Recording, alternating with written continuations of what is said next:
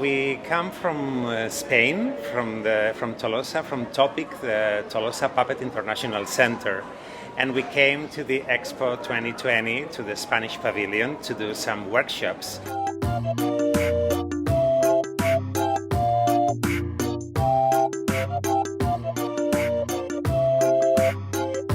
Just to use rubbish and to reuse it doing workshops, doing puppets.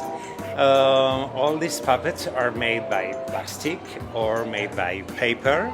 Also we do with rubbish, and also we do with organic waste.